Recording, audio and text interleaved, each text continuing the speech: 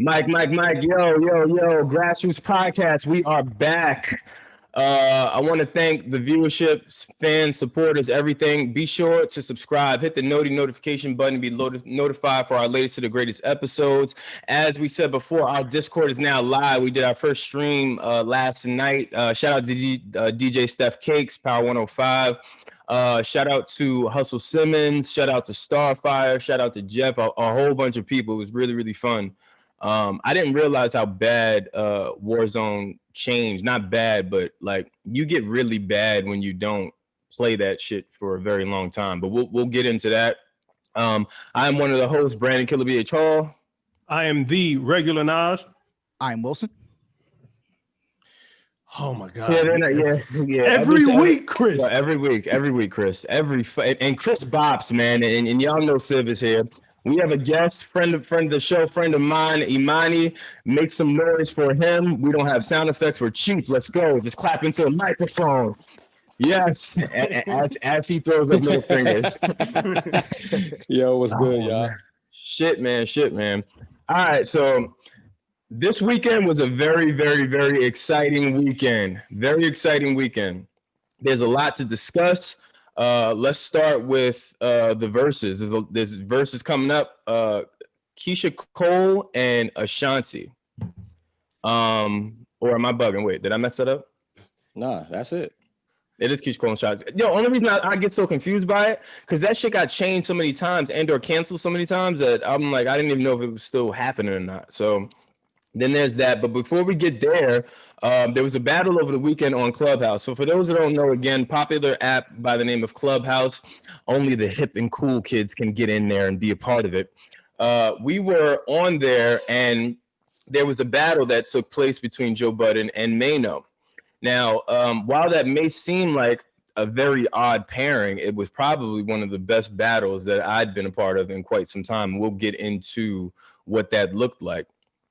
Giving the backstory to it, originally, I guess this started between Mano and Joe talking shit to each other, where they both said, fuck it, let's do a versus on Clubhouse. Not like, just it was very, very organic. The rounds were aggressive. The records were aggressive. There was a lot of surprises.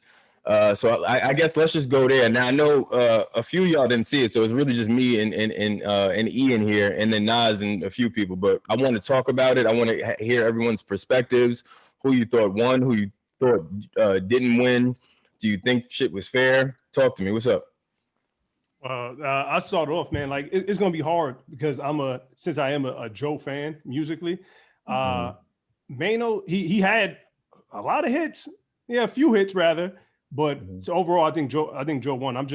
It's going to be real weird for me because I'm biased. Like I'm a Budden fan, so yeah, man, Joe won. I was going to say that regardless.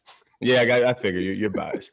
Yeah, I'm biased as well. So I mean, end of the day, there's not much I can say about that. But I will say this though, the battle itself made me go ahead and really go look back into Mano's catalog, because there was records that I heard and was like, oh, that shit hard. Like, yeah. So I funny enough, I felt like I gained more out of it from the Mano perspective, because now I'm really interested in hearing more Mano shit.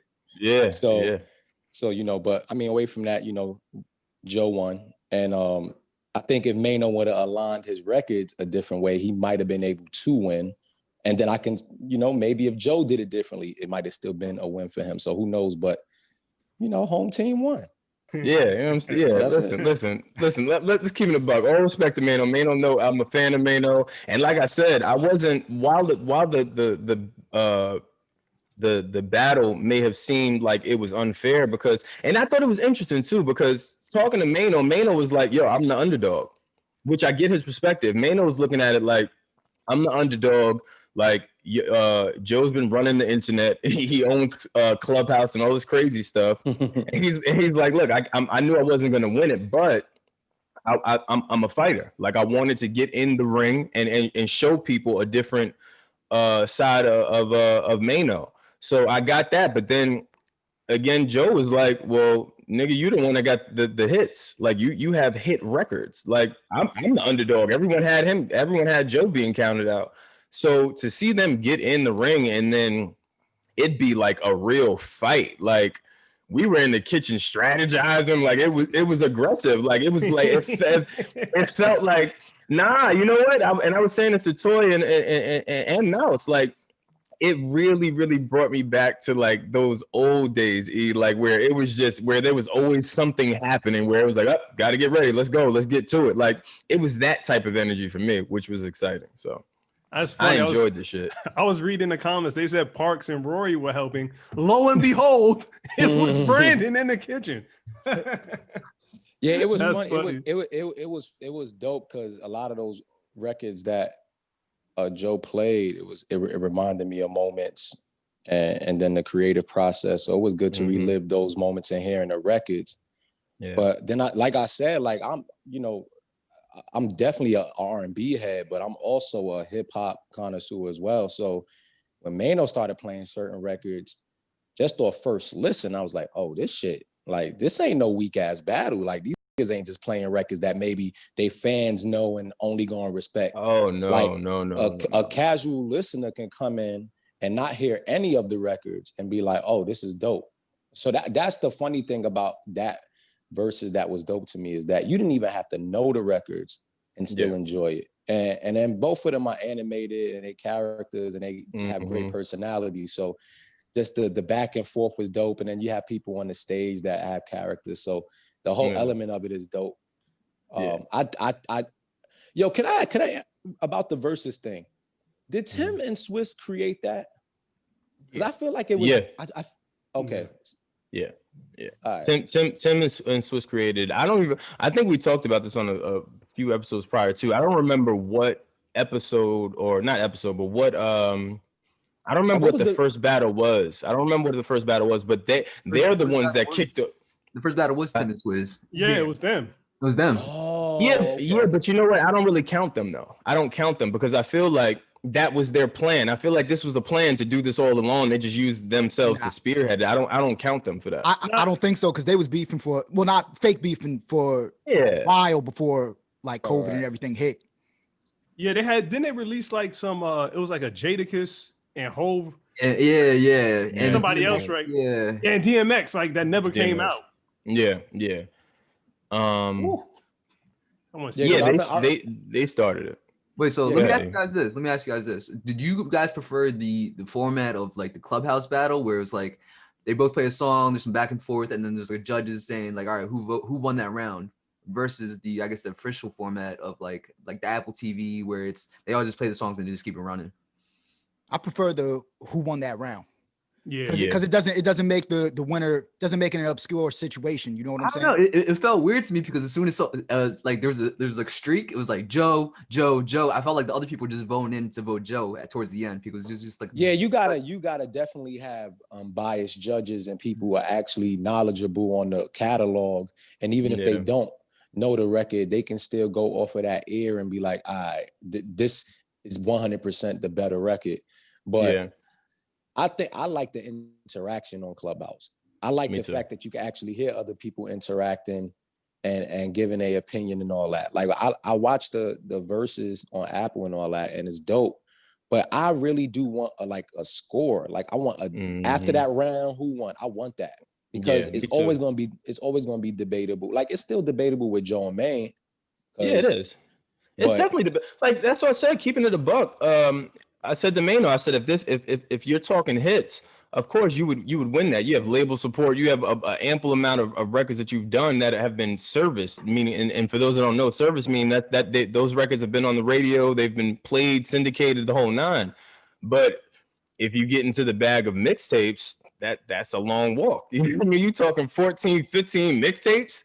And that's the other thing where people were they were mad. They were like, yo, Joe's using freestyles versus singles. And I'm saying you can't really say that, just because while that may be true, those freestyles were played on the radio and they're revered like singles. Like that's why OLS 3, as soon as that went off, everyone's like, yo, just turn it off. We already know what this is. Like, it's one of those things where you can't really kind of control the way that the pendulum will swing with that. I just like being able to have somebody to blame for the score. Yeah. Directly. Like, oh, y'all that picked this. All right, cool. We blaming you. I like that. I like that aspect of it too. Yeah, I think it turned organic though. That's the one thing I really, really liked about it. Like, and no shade, obviously, to Versus, but do y'all remember how Versus started? Like, Versus was very organic. It was literally IG Live. I liked the mess ups between the reception issues. Like, it just felt real. You know what I'm saying? And then once they figured it out, then it was a battle. I like that aspect. Yeah, Nah, I like that. I liked it. I like the rawness of it. I like it, that battlefield of it.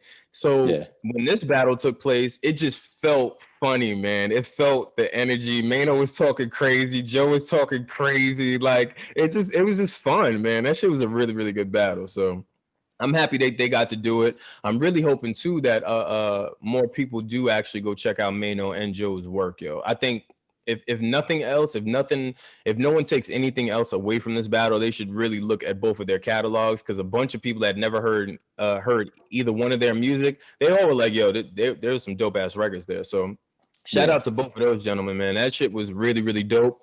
Who do you guys have for Keyshia Cole and Ashanti? It's Ashanti, man. How many times we got? It's Ashanti. It's always gonna be Ashanti, man. I'm going with Ashanti, but they're saying that she's ducking her, man. I think she faked COVID. Yeah, I'm the first one, right? Yo, she did not fake COVID. She didn't fake COVID, man. No, she did not fake COVID. Don't say that. She's like, I'm sorry, y'all. It's 2 weeks. That's how rumors get started. She didn't fake COVID. She so yeah, for the fans, again, that's a joke. But for the fans, Ashanti had to push back the original battle because she was COVID impacted. They've now since finally established that the battle is happening this coming Thursday. It will be on Versus, so I'm excited. I wonder if they're going to be in the same room, and I wonder if there's still some sort of tension there with them. Nah, you got to be in the same room for this. I just really honestly want to see what Ashanti gonna look like. I was thinking the same thing. Yeah, I don't even I'm gonna keep it a buck. Like I like their music, but I ain't really caring. I just want to see what they gonna look like, because I know they're gonna go up there looking bad. So yeah, that's looking to the first point is going off of who up there looking the most stunning. Ashanti's been thirst trapping for the past couple of years. Pretty hard. Hey, Keyshia Cole ain't no lightweight. Keyshia bad, man. I'm about to hit her gram right now. Listen, they gonna both be up there looking amazing, and that's gonna be the first score for me. Who looked the most amazing? Round one, the attire. That's it. They almost did it with home. What's Gucci and Jeezy? Oh no, yeah, but they looked good though. Like Gucci came out with that jacket on, the whole tension. Jeezy just straight looked like Snowman, like straight in character. Gucci look. You think what was I about to say? Never mind, I won't say it now. Okay.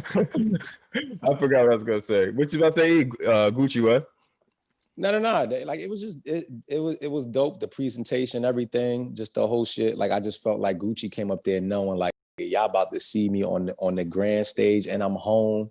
Yeah. Let me show y'all what home looked like. Let me show you what a real star looked like. And I know Ashanti and Keyshia gonna do the same. Like I ain't gonna lie, they gotta hurry up, because Ashanti, I know she gonna go up there looking. He don't even care about the music. He's like, I just want to see Ashanti. My shit might be on mute after the once Keyshia Cole play live, my shit might be on mute, and I'll just read the comments. I'm cool. Nah, my shit's gonna be on mute. And I just now went to her gram. I can confirm she is also thirst trapping. Pretty hard. It's nice. Keisha's amazing. Keisha's dope too, and she's pretty funny. Keisha's actually really, really funny. So princess of the projects right there, man. Yeah, man. You gotta respect her. Princess of the DJs, man. Fuck that. All right. Well, let's pivot a little bit. It's a little bit more spicy. Let's head on over to the Hot 97 streets, and let's talk about Funk Flex and Drake. So over the weekend, a series of clips came out from I guess a FaceTime. I'll say an Instagram live with Funk Flex and what's the name of the guys? Gilly the Kid. Gilly, thank you, Gilly the Kid. And Wallow. And Wallow, yeah. Where Flex goes on to make some very, very, very I'll say damaging statements, for lack of a better word. So the first one he says is that he says, "Yo, let me tell y'all something. Y'all don't even know this, but I'm telling y'all something right now. The Blackberry rape, he rehearsed it. He wrote it. It wasn't real. They didn't want he wanted people to believe him." That's one. Then there's Herb is the most sensitive motherfucker on the planet. Can't really hear you. Killed this nigga. When you get closer to the mic and you do your flex, it kind of gets a little muffled. It's too much flex. No, you just gotta stay right there and do flex. Yeah, I'll stay right here. All right, fuck your flex was sounding real bad. It's not bad. It's not crazy. good. Yeah. How does he get so? Never mind. He never mind. It's fine. He's a wrestler, bro. Yeah, man. So, all right, so let's start with: do we believe that what Flex is saying in that when Drake did that iconic freestyle, first freestyle he ever did, I believe, in New York City or on High 97, where he's holding the infamous Blackberry, Flex is saying that as Drake is reading the lyrics off of the Blackberry, that the lyrics were rehearsed prior to recording that verse. He said that Drake knew that people wouldn't believe him because the bars were so high caliber, or I think he kind of alluded to even that he didn't write those rhymes, that he was fronting. So first, I want to know, well, I have two questions here. Why do you think this is being said now? And number two, do we believe it? Well, nah. Oh, my fault. No. Go. Well, I mean, I think people forget that Drake is an actor, and Drake also, on top of being an actor, he's a showman, and he knows how to make something look grander than what it actually is. Mm-hmm. So holding a Blackberry don't mean that somebody else wrote it. It might just be a part of the stage show. It just might be a part of the effect of, oh shit, he just wrote this. Like that's what, that don't like it don't mean nothing. I think at this point, Flex needed to divert the energy in the public off of the other shit that they was talking about associated with him. The light bulb. And and the easiest targets for him are people that are like people that he's already had past issues with. So it don't seem like disingenuous. It's like, oh, well, we see why he's saying that because he done spoke about them before. Like this whole narrative of the Drake don't write shit is corny. It's like not even the fact that it's corny. It's like it's baseless at this point. Yeah. Like the man does write. He hasn't written every single thing he's done. That's fine. But now you can't just try to discredit the actual things that he has done. And it's just it is wrestler type shit. It is WWF a little bit. I don't know. I'm not sure if Flex was trying to divert attention because I don't know. It looked like Flex might have got a bag from that lipo because it looked like he was advertising the spot. Yo, but keeping it keeping it a buck though. I read something that he might have got a bag because of how he kept the way he was promoting it and how he was doing it, like it was some sort of partnership. Yeah. It looked like he's definitely a sponsor for them or endorsing them. But as far as the Drake thing goes, like Emanny said, him holding the Blackberry, I think that was just theatrics. Like he wanted to make it look effortless in a way, like maybe, like he just wrote it. So. Also, like, how could you really judge it if I just wrote it? You know what I'm saying? Before I got here, I don't memorize it. You know what I'm saying? Yeah, that's true. But that's with true. Flex, as far as trusting Flex, I love Flex. I'm a big fan. I'm a big fan of Flex, but Flex has been going after Drake and Hove for years. I still need more insight on his beef with Hove. He said he's mad at Hove because Hove texted him in all caps. This is Hove, with Hove in all caps. That's it. That's all. Now you've been attacking the greatest of all time for how many? Hey, hold on, real quick. I'm gonna cut you off. I'm gonna let you finish. I'm just gonna ask one question. What would you do? It's just kind of a random text from Hove saying, it's Hove. And that's it. No response, no hello, no nothing. And y'all beefing. I ain't gonna lie. I might really just I might not respond back because I don't really know how could I. First off, I can't even respond back in a cool way. There's nothing you can say that's gonna sound cool after that. Like that's what I'm saying, man. He could this is have said, Emanny. Hey, hi. Like what? Nah. First off, I gotta just appreciate the fact that Hove is texting me. So I might just be like, oh shit, I got a Hove text. All right, cool. Yeah, word. I got a Hove text. Man, I get a text from Hove. I'm screenshotting it. Yeah, I might your phone. Nah, I might screenshot that shit and put that shit on a like a billboard, like put that shit up in my crib like it's a platinum record. Word. Man. I'm showing that to the shorties. I'm trying to finesse that text. Yeah, you know me and Hove, we cool.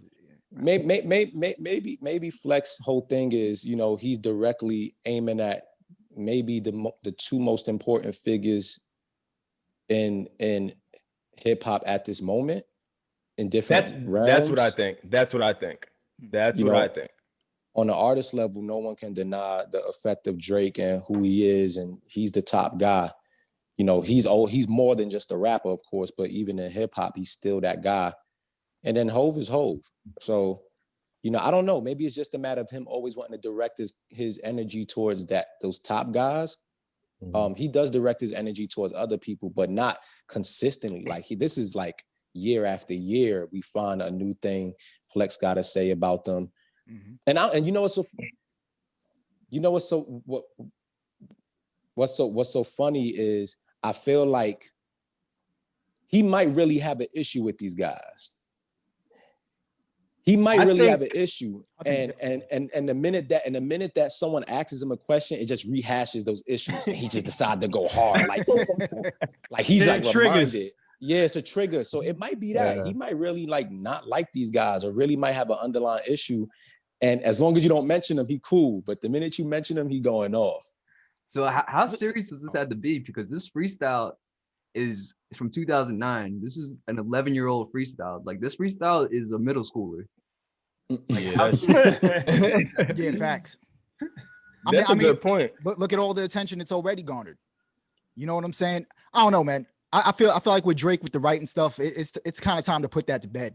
You know what I'm saying? Like he's at a whole nother level. Like you can't expect him to write every single little thing, but yo, that man has to produce.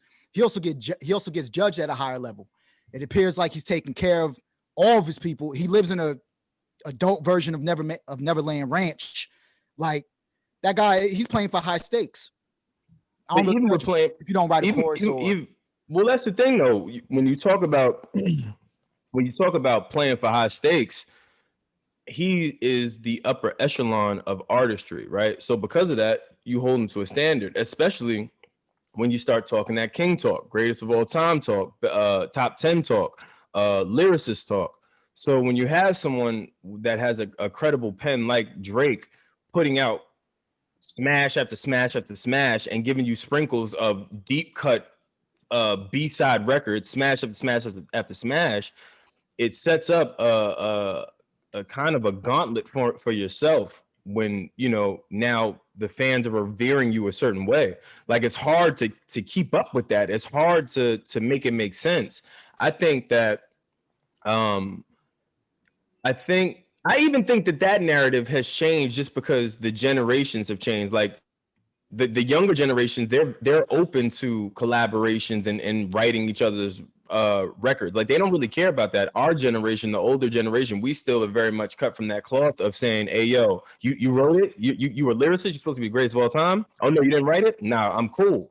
That's always the thing. Do we need to change that now, considering the times have changed, or are we just antiquated in our thinking, or is that just the protocol of hip hop? Well, let me ask y'all this, because you and E are close to Joe. Yeah. Let's say in the past somebody hit Joe with 8 bars, mm-hmm. and y'all two knew that. Mm-hmm. Only y'all two know that. Would y'all judge him in y'all head? Like if somebody threw Joe like 8 bars on like Pump It Up, but nobody knew. Mm-hmm. Why would y'all judge him as a rapper? But why would I judge? Like, I'm going based off the fact that you said because we've seen the process. I've seen the process of him writing. Yeah. So I know he can do what he's doing. It don't mean that him taking 8 bars from somebody like diminishes the actual talent that he has in his display. So Yeah. And then like the whole thing, like we're not talking about a Drake record where he was spitting bars. We're talking about a record that was like a commercial style record. It was damn, it wasn't a rap joint. And then like rappers act like they write every single piece of their song. Like most of them don't know how to write a hook. Most of them, all they do is write verses. And that's only one part of the song. So when people say, I don't get no help from nobody on my writing, no, that's a lie. Because you is not good hook writers, don't know how to formulate melodies to make the hook even make sense. So you are getting help in the writing in a certain sense. You just getting help in a certain area. So like to keep trying to diminish Drake based off of that. So like we talking about that one Quentin Miller instance. It ain't like Quentin sat there and gave him bars. It ain't like the sat there and gave him some Dylon. Like, nah, he gave him some joint for. But let's say he did. Let's say he did, right? And I understand that Drake is still credited and well known for writing other smash hit records, and even those artists have gone on to say, "Listen, y'all say what y'all want. I hear the reference records and all this other shit. I've seen him write. Like he's written a record for me." So I look at it like maybe do we move the goalposts because it's Drake and because all of the other elements that happen? Nah, this is moving the goalposts, and the only people that moved the goalposts was those who didn't like Drake. Well, yeah. So everybody or they didn't like how because most people don't like how he engages too. Like they didn't like the scissor shit that happened recently. They think he's mixy. They think he does things just because he's winning. That's why. But yeah, he all right, he's mixy. But like, what the fuck that got to do with his talent? Like he's that. So it's like who can like it all goes back to that.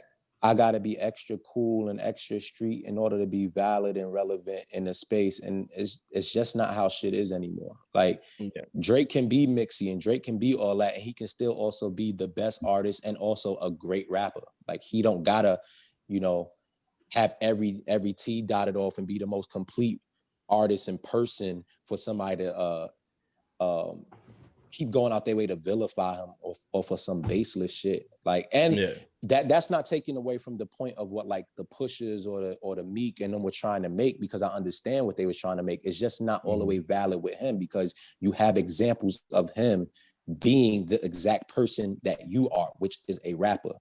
And I think Pharrell just did a Drink Champs, and he said on there like him and Pusha have had conversations, and Pusha has admitted he got that shit is fire. So Pusha know, but Pusha just don't like this. So Pusha gonna take whatever little thing about him that's like might be a little off, and he gonna magnify that shit.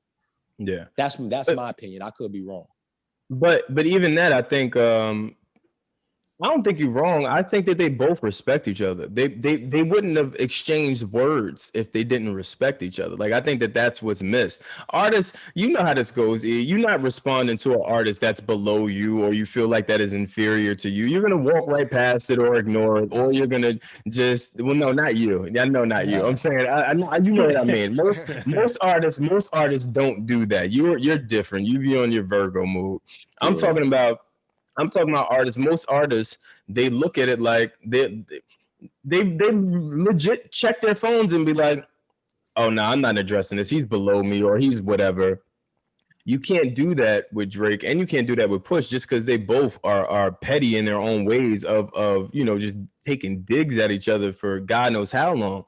But I think if you ever, or if they ever got to a place where they could at least talk about each other amicably, or get through like an interview without saying like, I'm not talking about that guy or whatever, and actually just got down to how they felt about each other's music, I'm certain that they could easily see or say about each other that, yeah, we both got hit records, we both make good music. I think that if either one of them said the polar opposite of that, that's hating. They both would be hating on each other. I just feel like in that instance, because I have seen, and I just want to make sure I'm not misquoting, but I think I did see a while ago when Drake did an interview with Elliot and B-Dot, And I think he kind of did say something like that. Like, yeah, you know, like I used to like him, but I don't fuck with his music anymore because I know it's not real. And I was like, Drake, that's kind of like, you know, you still fuck with Pusha. You know, he's still one of your favorite rap. Like, but I understand where that comes from because of just what happened. And it wasn't like they battle was like just a regular, like little, like battle. Like, and also the whole concept of like, I'm not about to say nothing because you beneath me. I don't think that's Drake's approach because I honestly feel like Drake wanted to continue that. I think Drake wanted to continue it too. I think we all know that Drake wanted to continue that. Drake has been very vocal with saying, listen, I'm for the smoke. I rap. Like, I'm sure that was very much a higher level call of, all right, this is going left. Like, let's try to, you know, bring this down a little bit. This is now going outside of rap. So of course, when and even still, when you going back to B. and Elliott on their or the Rap Radar interview that they did, Drake goes on to say, you know, I'm in a peaceful life. He was like, it's a different type of life you got to live when you're beefing with someone. You got to watch over your shoulder. You got to have security. Then you got to be ready at all times. Like someone dish you got to be on the go. Like he was like, it's a stressful life to have to live. I can only imagine what that life is like, or even trying to live that life on his level. Like you brought up earlier in the show, Eve. He's taking care of God knows how many people. Then have to worry about all of those people in beef, because of course, for the fans, if y'all don't know, that's what happens. Not only are you beefing with the artists, you're beefing with the camps, the family members, the nieces, the nephews, the dog, like everyone can catch it. So to have to worry about all of those variables, I'm sure he was happy for the shit to be over with and he can move on with his life, or at least attempt to, but they won't let him. I think that beef's gonna end soon though between those two. Cause I remember when Drake had first blew up, he was on like MTV Cribs or something, and he was talking about how he had bought some Pusha T paraphernalia off eBay, like a signed Pusha T mic or something like that. So he talked about in the rap. He talked about in the Rap Radar joint, but I do think also, you know, just like Jay's petty, I do think Drake is petty. I think where it went with them, I don't see a reconciliation on that. Me personally, I'll be real with you. There's certain people I don't want to see reconciliations on. Like I know it would be great for hip hop. I know it would be great for, you know, them as men, but I'm not really tripping off seeing a reconciliation with him and Push. Like I do think like it did cross a line.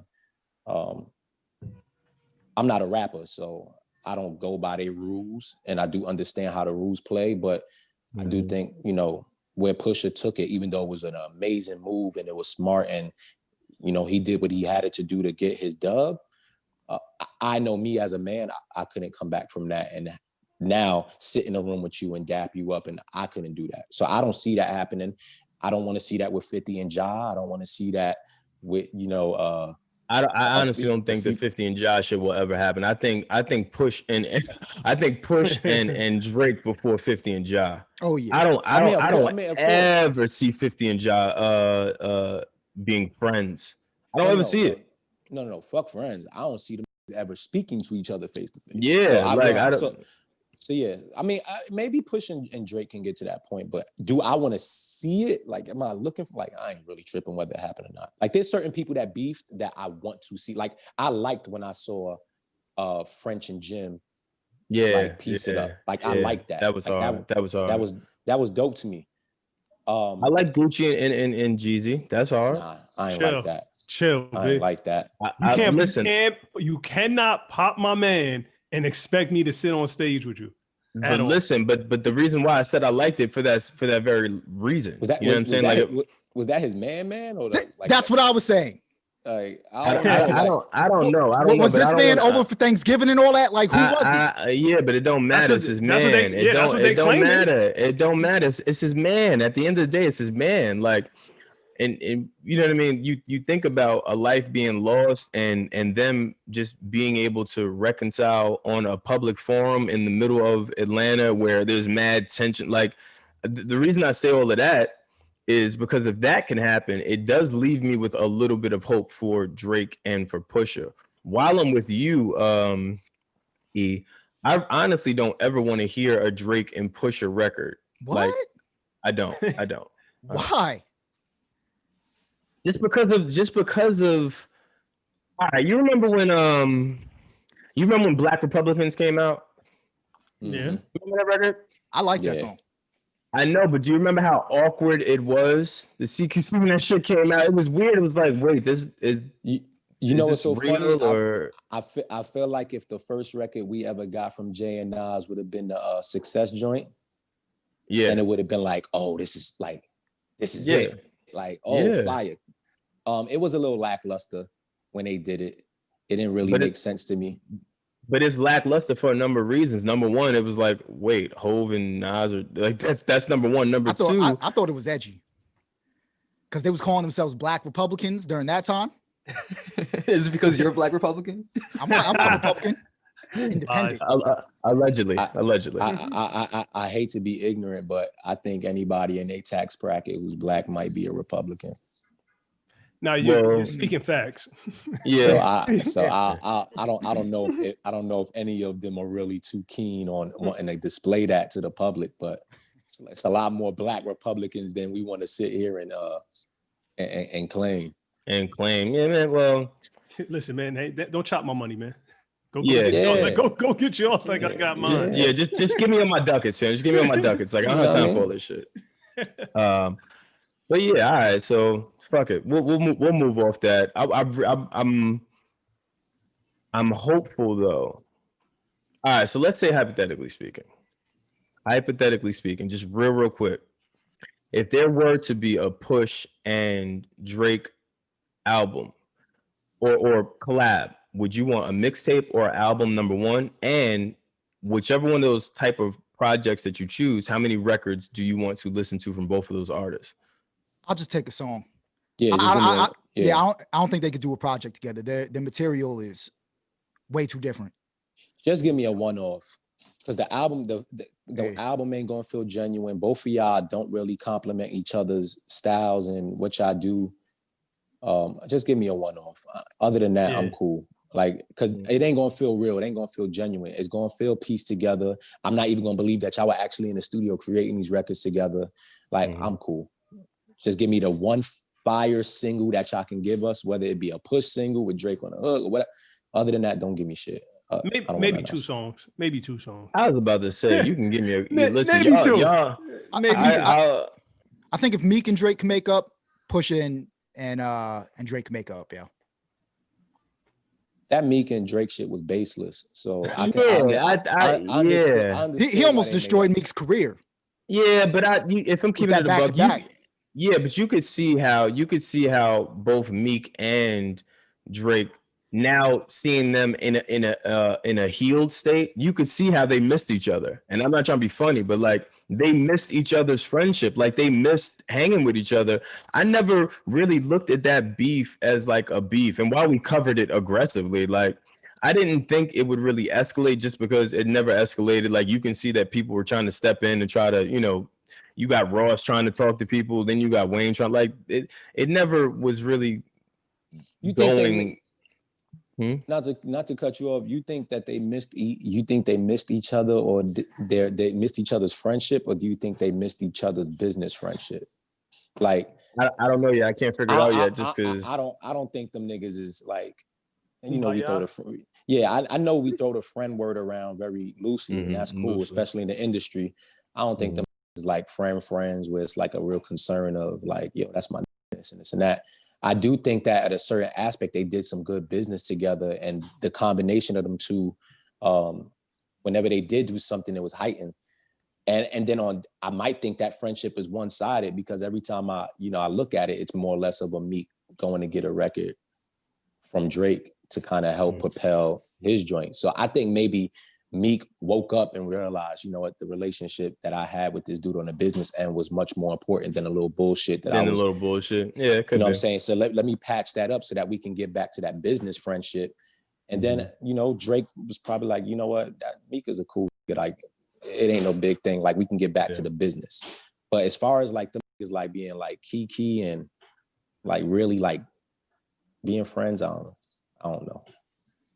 I don't see it. I think it's genuine. I think a little bit of it is genuine. I think I always give it 50-50. I'm big on 50-50. I think 50% of it, again, just seeing them interact, like that you could see where they were like giddy, like they were out of like the cool rapper bag. You saw that video where they were it was like behind the scenes of some shit. They were sitting around joking and laugh. Like they were giddy though. Like, and I mean that respectfully. When they had everybody in the video, like Nip and Jet. Yeah, they were giddy. Like they weren't like on some rapper shit. Like yo, posing a picture, or even in a video. Like yo, we just squashed the beef. We still in thug rapper mode. Like no, they were laughing, joking around. Like they were giddy. Like they were running around in the thing. Like they were having fun. I was happy for that, just because. You could just see that they were tired of this shit. That's what I'm saying. Like they millionaires, like they're chilling. Like who wants to beef? Let me tell you right now.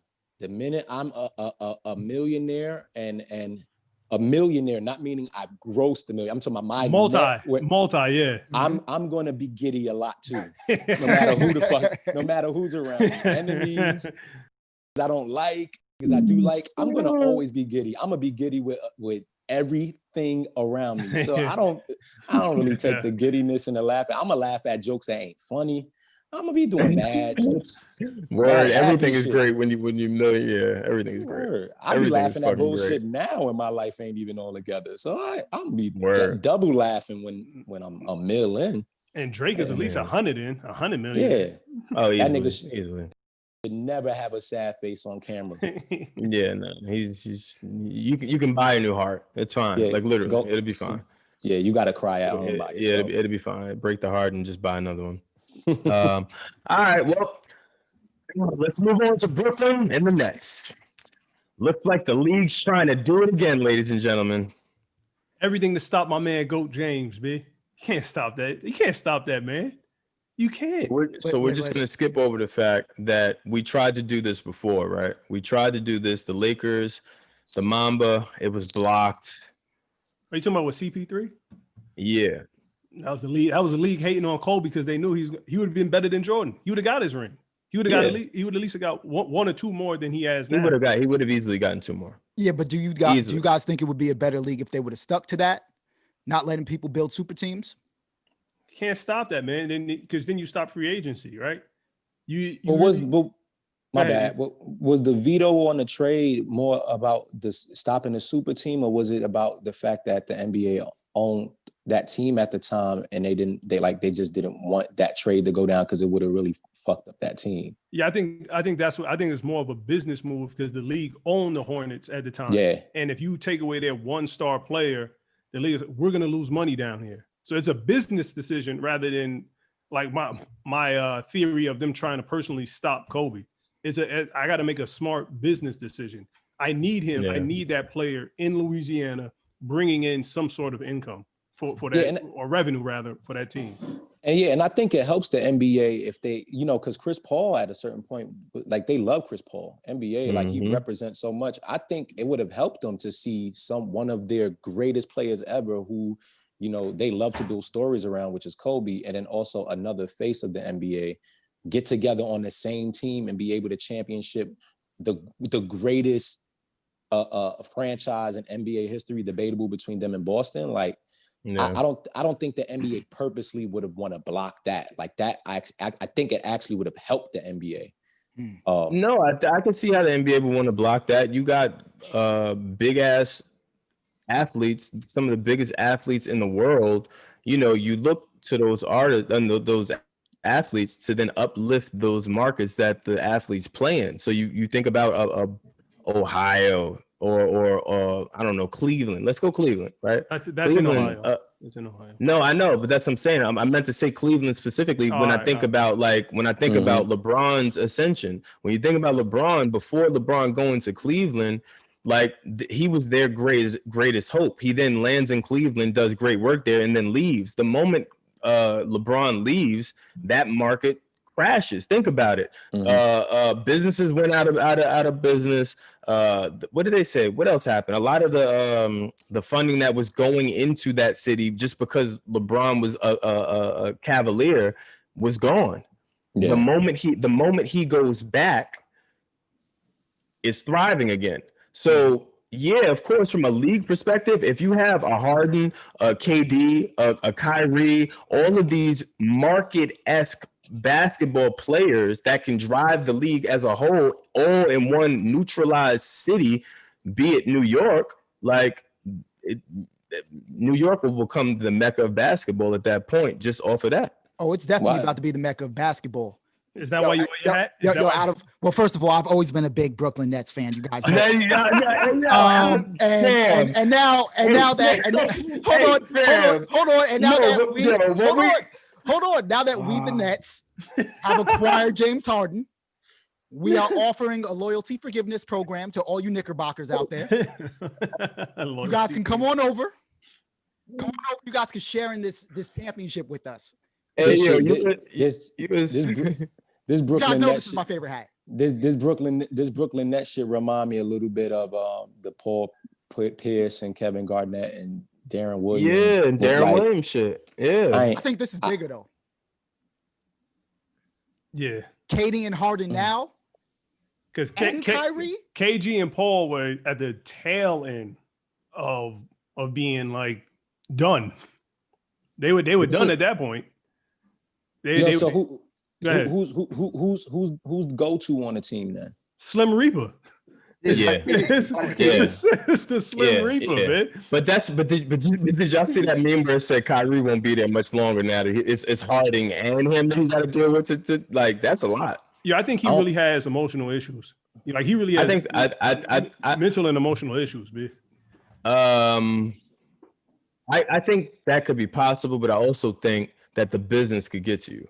Like I think in any business, I think anyone goes through that business. I guess for lack of, I wouldn't say dry season, but rough patch. I'll say that patch where you're in a professional bag and you move and everything is happening, and then something shifts. And now you're turned off. Everything that you once loved about the business, about the game of basketball, about even doing media, you're now annoyed by it simply because of the fact that you're not being revered a certain way. Like the message that he tries to get across, he always feels like is completely spun around. So he probably is just getting tired of the semantics of being, of what comes with playing basketball. At least from what I'm gathering, like because think about it, he keeps saying like, look, y'all want to be messy, y'all want to keep taking jabs, y'all want to do all this shit. I legitimately just want to play basketball and bring awareness to the pandemic. The bad part about that is, you want to do that, and you can reference it even with their music. Like you'll have a love for that, and you have a passion for it, and you want to do it, but then you also do want to reap the benefits of it at a certain point. But then you get to a point when you realize, wait, I don't really have the control that I thought I could possibly have. Yeah. And you start to really learn what the business model is, and it kind of makes you lose love for the passion and what you originally got there for. But the only bad part about with Kyrie is you still collecting a pretty hefty check. Fact. And you've signed to do a job. And on top of that, you've made requests of what you wanted to do and had them fulfilled.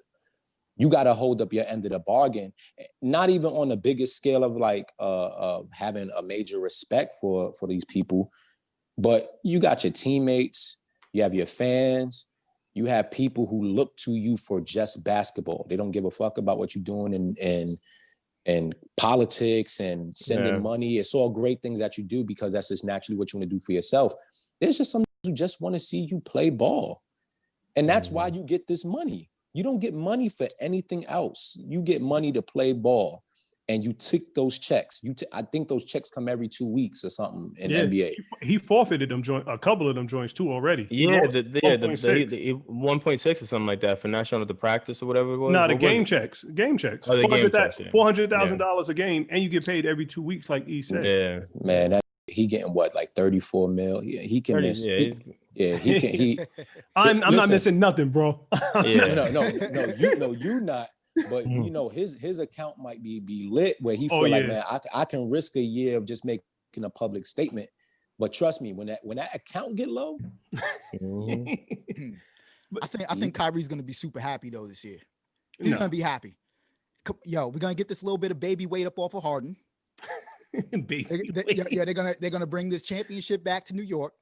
The clubs are gonna be late. Somebody on Instagram had pointed that out. Yeah, Ray. The clubs is about to be crazy. The clubs are gonna be crazy. We're gonna be quarantined. We're gonna be shut down. We're gonna need an uptick. Everything's opening. The first thing I thought about was, damn, son, I wish Shoes Rendezvous was still open, boy. Nah, I'm not gonna lie. Harden gonna have starlets lit. Yeah. I might fly back out to New York when they tell me Harden hitting up starlets. Yeah, y'all. On the low, after y'all said that, y'all right. You will definitely be in starlets. Yeah, this is the real pandemic. I'm just coming to New York. Yeah, I'm just thinking though, to piggyback off what he said, it's a business, yo, and that's what Kyrie's missing. The business aspect of it. You get paid a king's ransom to play a child's game.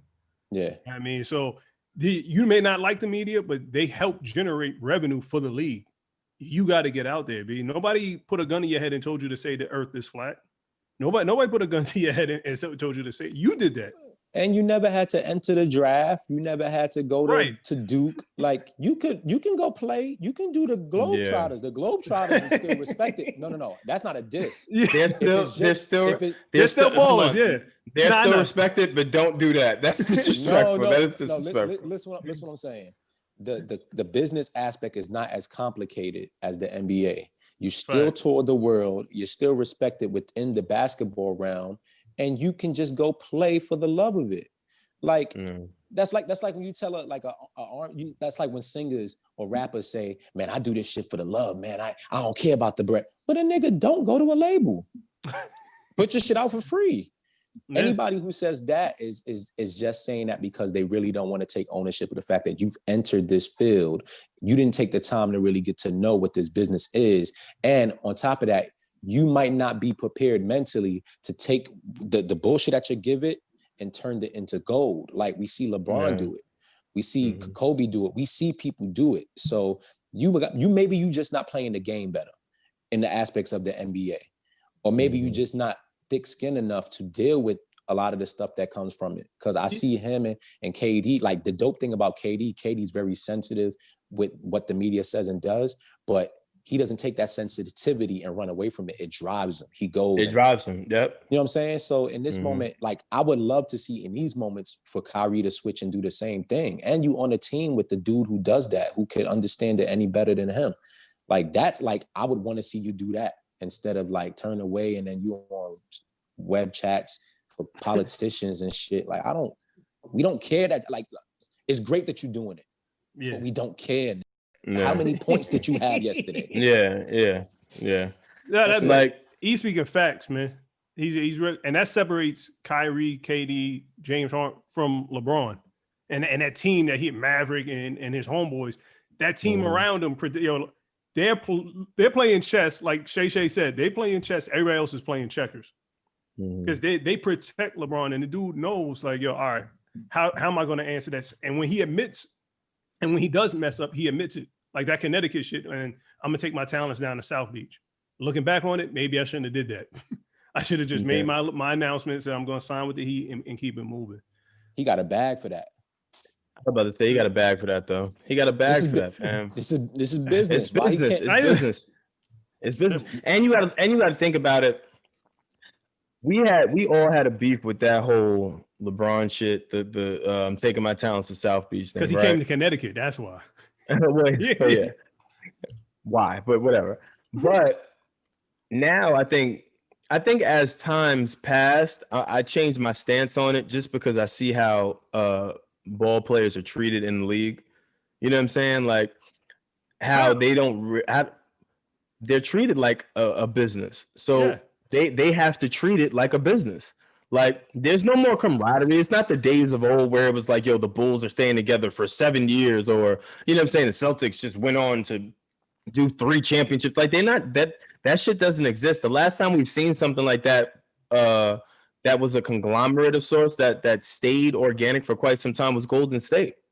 You can't tell me another team that had that type of gel that like a Bulls 90s 94, 95. No one is doing that anymore. Players now realize that while you can be a diehard,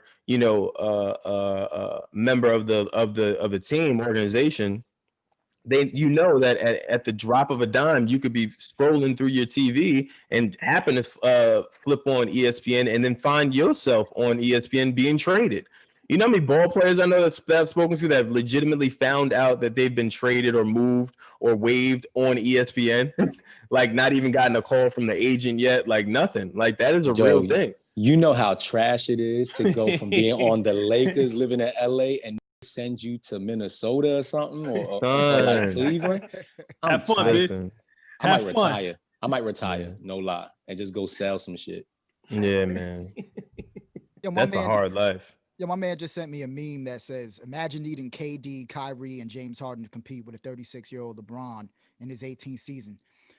Yo, why are people acting like he's not standing next to AD?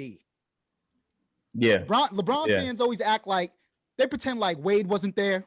Yeah. Kyrie and Love weren't there. Yo, fam, don't do that. Don't do that. I just had this argument. I love LeBron too, but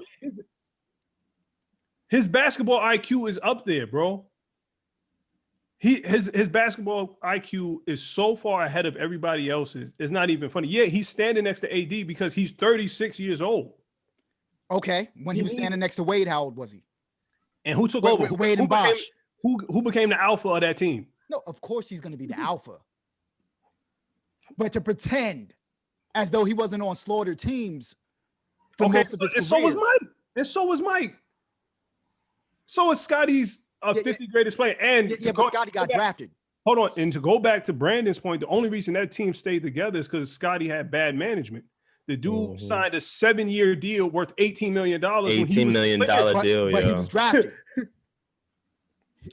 Jordan didn't go somewhere and create a super team. But he did say, I need Dennis Rodman because Horace Grant left. Yeah, but come on, man. Come on, what? He's a role player, though. Dennis does create the atmosphere to where you can have elite shit, but he ain't like a superstar of the man had 25 rebounds and no. What I'm saying is, well, Dennis Rodman was a superstar, period, away from basketball.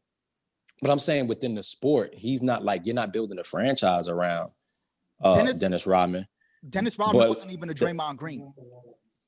Yeah, that's why I don't really respect these KD moves a little bit. Like, I respect him as a ball player 100%. Like, KD is amazing. KD is something serious. But it's like his chips is coming like in forms of like the super team shit, and not even the super team shit in like a cool way. Like it ain't like you like building with some who are like they're good, but they're not super. Like, you building with superstars. Steph, you had top 5 you players. With Russ. Yeah, you're doing it with top 5 players. Like, I don't like that. Even when like Kevin Garnett and Paul Pierce and Ray Allen got together, they were great players, but you're not building a franchise around Ray Allen. Paul Pierce was there forever and couldn't get them it made sense. It gelled. Like when LeBron they were all over 32, like they were at the tail end of their careers. Yeah, and James to me is a guy that you can build a team around and he can get it on his own. Kyrie is the same. KD, of course, is somebody who can do that. So when they come together, it just looks whack. It's just like, man, y'all should be having your own teams. Y'all should be in the league playing each other, not doing this. So do you know what I mean? I'd rather get a ring on a super squad than end up being like a Charles Barkley, though. But you know what? But you know what's so sad? Like, we joke about Charles Barkley so much in this day and age, but people forget how dope Charles was. Yep. And on top of that, I think Charles might have a lot more respect in the NBA around just the league for what he's done for the NBA than a lot of these with rings. Yeah. So I know he would have definitely wanted that ring, but there's nothing anyone could ever do to diminish Charles Barkley as an NBA player and what he did for the league. I agree. I definitely agree with that. I think the only reason we even keep up that narrative is really because of Shaq. but also because it's funny. Like it's just funny. Like Yeah. that's the one thing that you could hold over Barkley that really does get under his skin at times, where you can see it. It's like, I don't matter. It don't matter about no rings. That don't matter. But he still is very much one of the most iconic basketball players of our time. Like you can't. There's nothing you can say about that. He's the same person that was in the league fist fighting people like a Oakley. Like he's that type of basketball play. He was that person that, like everyone else, where it was like Grandma Ma. There's always the face. That's the one thing as I've gotten older, you know what I mean? The league always has that one face. Like it was Dwight Howard, then it was Nate Robinson, then it was who else? Then it was Barkley, then it was LeBron, then it was Steph. Like there's always that one face of the league. KG. That Barkley for quite some time was known as the bully. Like he was a bully, but he was a junkyard dog in the same time. So I think a lot of what people say about Barkley with him hating and all these other things, he could hate, but if you put a young Barkley on the court with some of the players that are active now, I'll take a young Barkley, especially in the paint, because he's a bully. I'll take that. And I know Draymond is Draymond, and you know he has his rings, and you know he does what he does in the league. Mm-hmm. But I don't count Draymond as a part of that super team, because I don't think you can build a team around Draymond. Yeah. No. Now, if let's just say Barkley is who Barkley is in this era, and you put him on Golden State, you swap Draymond out and you put in Barkley, that's a super team. That's a super team. Like him and Steph, like for what Barkley did, his scoring ability, his rebounding ability, his defense, like he's a superstar. He's a guy that they built the team around. So you know, I'd rather a person be that and not get that chip and at least live on that. Like, listen, I went out there. I didn't take the easy way out. That's why I fuck with Allen Iverson so much. Like, I like that. Like, I like you always being able to be the person that they built the team around and not go chase this star, that star. Yo, let's come together. Let's do this. I don't like that. Yeah. I don't think that's going to change. I think we're seeing the start and ascension of it. I think as time passes, it's going to get worse just because, like other organizations, football, soccer, most organizations are trying to find a way to keep people like us reeled in, because it's things like this that are happening that are pulling us away. So they're going to try to do things to spice it up. So now it's going to be a free fall in the league. Yeah, put 9 of the greatest players on one team and put 4 of the other players on another team. That's just what it's going to be. I just wonder if that's going to be the permanent fixture or structure of the NBA, or if we'll ever truly get back to, you know, there being star players on each team and then them playing and actually competing aggressively like how it used to be. Those guys are already starting to sign extensions. Like, Giannis isn't going anywhere. Brandon Ingram isn't going anywhere. Dame. AD staying there. Yeah, Dame's not going anywhere. Yeah. So you see, there's only certain players that are actually moving around, and I think that has a lot to do with the pandemic and them not being certain where the salary cap is going to be next year. Yeah, so, I do. They lost that China money, so that everybody's trying to. If I can get the bag now. Yeah, I'm going for the bag. Yeah. I do want to see Dame leave, but I know he ain't. So Dame ain't leaving. But I would love to see Dame leave.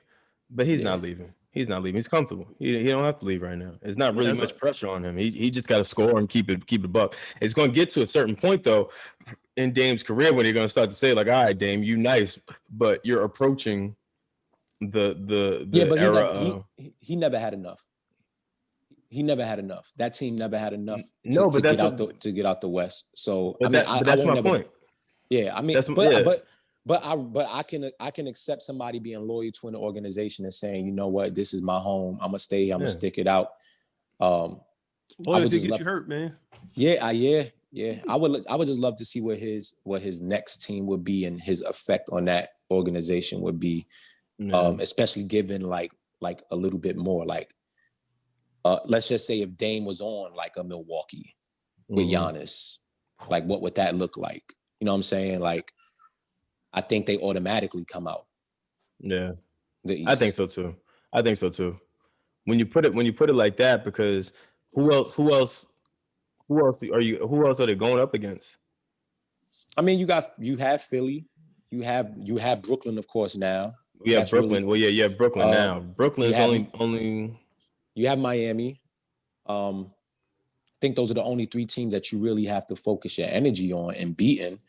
We've already seen, like, in the playoffs, what happens to Milwaukee is literally just, all right, let's lock in Giannis, slow his shit down, and that's it. But imagine when Giannis has to kick it out and he can kick it out to Dame, what that does and how it changes up their whole offense. And you still got Chris Middleton, and now they have Jrue Holiday. Like, it'll be totally different. So I personally would like to see him bounce and go somewhere else, especially on the East. Yeah, I mean, well, I guess to the fans and viewership, like, let us know what you guys think. Are you guys for super teams? Are you with it? Does it make it more exciting for you, or do you want it to go back to the days of old? Also, let us know who you guys think won the battle between Joe and Mano on Clubhouse. If you were on Clubhouse, hit the comments and make sure to subscribe. And then lastly, what was the other topic we talked about? What was the other thing? Oh yeah, Keyshia Cole and Ashanti. Cast your vote for that shit. I want to know what you guys think outside of what their attire will be by these heathens. I want to know what the music will sound like. Who do you pick? What joints do you want to listen to? And then lastly, like we said early on in the program, the Discord is live. We are in there communicating. We also have a private chat in there where we're going to be talking directly to the fans. We're going to be giving some giveaways again. I know I keep saying that, but this week we're actually going to do it now that things have finally calmed down. Yeah, man, because, the world was ending. There was a civil war outside. Like, I didn't want to do the giveaway for the fans and then, them not be distracted with all these. I just felt like it was insensitive. So I'm hoping the world doesn't come to an end this week, and I can finally give out these PlayStation gift cards to a few of you guys, especially some of you new members that want to join up. Again, we're doing a lot of giveaways, a lot of different streams that will be coming out with a bunch of cool people. So be sure to check that out. That said, I want to thank E. Oh wait, hold on. Before we get out of here, E, I'm holding you accountable. When is Songs About 5 coming out? Because I know you have 3. Like, what's up, man? That's funny because I didn't even put out 3 yet, and you just want me to skip to 5. That's funny. I mean, for anybody who needs to know any quick backstory, I took 3 years of not releasing any music. Mainly, that's what happens when you try to figure yourself and get your life together. I'm judging you for trying to fix your life. My bad. So I do have project set to release this year. I do set out to make this year the 1 year in my career where I release nothing but music throughout the whole year. My thing, what I did wrong in the past was I just put out a project a year and then think like, oh, I'm gonna just promote this project this year. And it's just a very old form of thinking. So I'm just planning to just release at least 3-4 EPs this year and then release Songs About Her 3 towards the end of the year. Now hold on. See, this is when I have to take my friend hat off and put on how I talk to the rest of these artists. When you start talking this shit up, I'm just doing great things. I'm gonna put out 5 albums this year and I'm gonna stay super active. Like, set realistic goals, man. Stop telling me about 4 or 5 albums that you're gonna put out. And I'm not saying that you can't. I want to be clear. I'm not saying that you can't. I know your catalog, and if you say anything disrespectful, I'll leak it. I'm just saying that it would be nice to get some more Emanny projects. I'd be good with a good 2 or 3 if you can meet that. I'm gonna make it a priority to make sure that I have way more than just 1 or 2 projects this year. That's going to be my goal to set for myself. And I mean, it's January. So, but right now I have a record called In Too Deep out. Go check that out. It's just something to throw out there to just get back in the flow of also just learning a new space of retail and releasing. And I don't want to say it was like a practice shot, but for me, I felt like it's almost like a new test run for you because we've been digital for God knows how long, a physical copy. Like, what's that like? It's weird because even just the release of a record, like my whole approach had to be different. So it's like I'm relearning how to be a full-fledged artist. Yeah. And it's fun because I'm enjoying it, and it's a new learning process. And my plans for the future is to also manage and have other artists. So I need to learn it so that now when I work with them, I know the process of how to take with them. I don't want to lead them down the wrong avenues. So I almost feel like what I'm doing for myself is also a practice for what I want to do in the future. So all this is, there's a plan to it. There's a bigger scheme. I just, I've always believed in, if you're not going to do it the right way, just step back and shut the fuck up. And those past 3 years, that's what I decided to do. I had the music. I was still creating, but I didn't have a real plan or real goal. So I just decided to just shut the fuck up. And that's really what I did. All right, I guess that's an acceptable answer. I don't know if you've gotten better at PR. I don't know if I don't know if you've practiced rehearsing your rebuttals, but that was impressive. Yo, hold on, hold on. I'm seasoned, yo. Listen. I talk my shit, and when I do talk my shit and say something that might be off, it's because I want the reaction that I'm probably gonna get. But when it comes down to the political shit, I can play the political shit. I'm good. Yeah, I'm like, yo, Ian's really mature. I don't know how to handle mature Ian anymore, man. Yo, you and Joe been saying that the past couple of days, and they're making me feel like, damn, I was really a whack, immature nigga. Like, damn, oh yeah, you were mad toxic. I love you. I love you to death, your family, but you were mad toxic. Like, it's fine. I appreciate it, man. We all are at times, but thank you for coming on always. I appreciate you. You know that. Definitely go follow Emanny, go support him. His family is loved.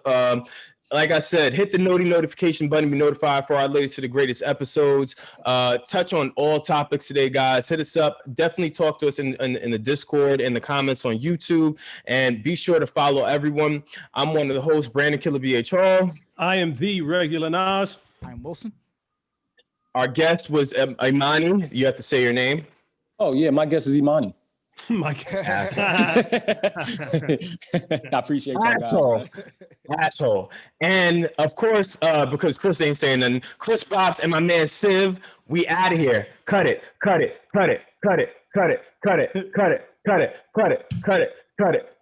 You supposed to lay something over. What are you waiting for, Chris?